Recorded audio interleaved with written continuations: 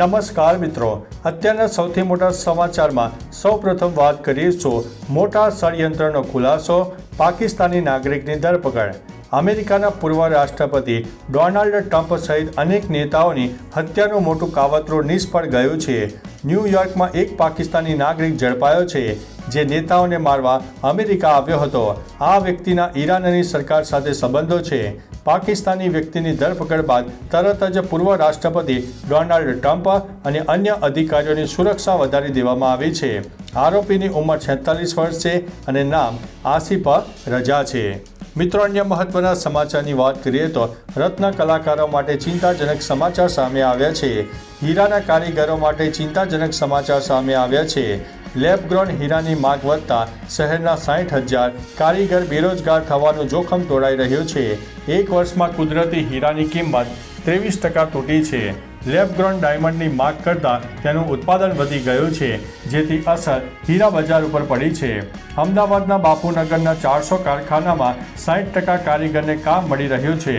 ગુજરાતમાં 23 લાખ અને અમદાવાદમાં અંદાજિત 60,000 કારીગરો કામ કરે છે. મિત્રો, અન્ય મહત્વના સમાચારની વાત કરીએ તો ગુજરાતના ખેડૂતોની આવક બીજા રાજ્યો કરતાં ઓછી છે.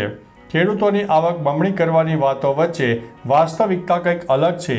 ખાસ કરીને ગુજરાતના ખેડૂતોની આવક ઘણી ઓછી છે. મેઘાલય, હરિયાણા જેવા રાજ્યો કરતાં ગુજરાતના ખેડૂતોની માસિક આવક ઓછી છે. કૃષિ મંત્રાલયે લોકસભામાં આ વાતનો સ્વીકાર કર્યો છે. ગુજરાતના ખેડૂતો આવકની દ્રષ્ટિએ દેશમાં 11મા ક્રમે છે. મિત્રો, તમે પણ જોઈ શકો છો કે ખેડૂતોની આવક કેટલી છે. ગુજરાતના ખેડૂતોની માસિક આવક 12,600 માનવામાં આવી રહી છે. મિત્રો, અન્ય મહત્વના સમાચારની વાત કરીએ તો 10 ઓગસ્ટથી ભાજપની તિરંગા યાત્રા. વડાપ્રધાન નરેન્દ્રભાઈ મોદીએ શરૂ કરેલા હર ઘર તિરંગા અભિયાન અંતર્ગત ભાજપ દેશભરમાં 10 ઓગસ્ટથી તિરંગા યાત્રા શરૂ કરશે.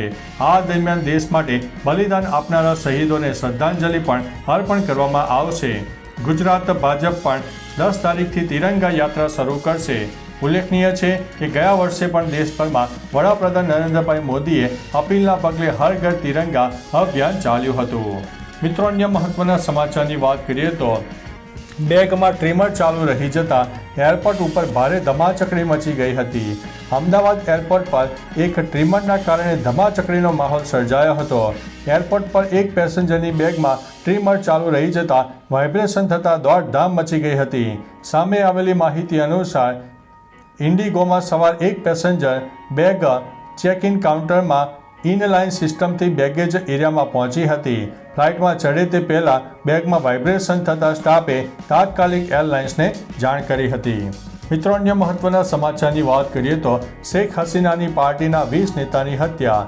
બાંગ્લાદેશમાં હિંસાના કારણે સ્થિતિ સતત ખરાબ થઈ રહી છે.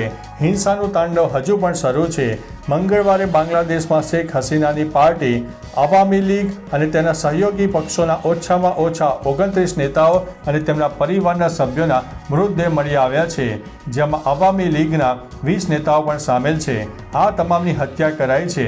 બાંગ્લાદેશમાં રાજકીય સંકટ વચ્ચે હિન્દુઓ ઉપર હુમલા થઈ રહ્યા છે. જમાતે ઇસ્લામીએ પણ આ વાત સ્વીકારી છે. મિત્રો, અન્ય મહત્વના સમાચારની વાત કરીએ તો વડોદરામાં મચ્છરજન્ય રોગચાળામાં વધારો થઈ રહ્યો છે.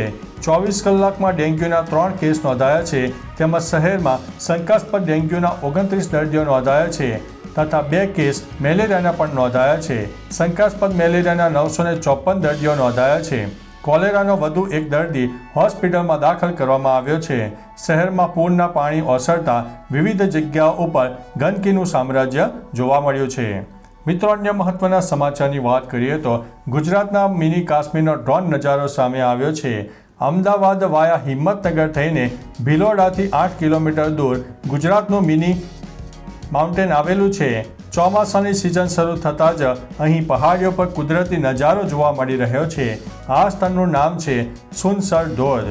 અરવલ્લી જિલ્લાના ભિલોડા તાલુકાના સુનસર ગામે અરવલ્લીની ગિરિમાળાઓમાં 500 ફૂટથી વધુ ઊંચાઈએથી એક આહલાદક ધોધ પડે છે.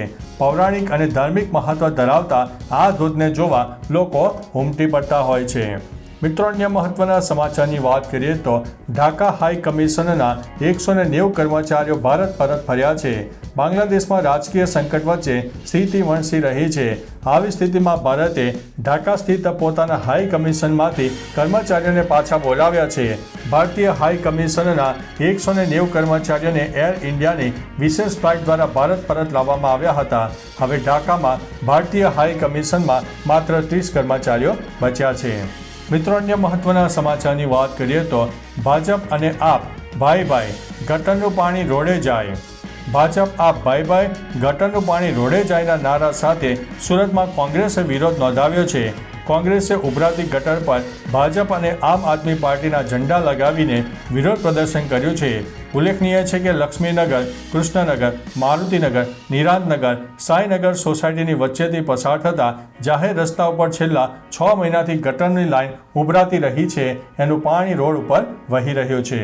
તો ચાલો મિત્રો, ફરીથી દેશ અને દુનિયાના સુપરફાસ્ટ સમાચાર લઈને મળતા રહીશો. ત્યાં સુધી અમને રજા આપશો. નમસ્તે.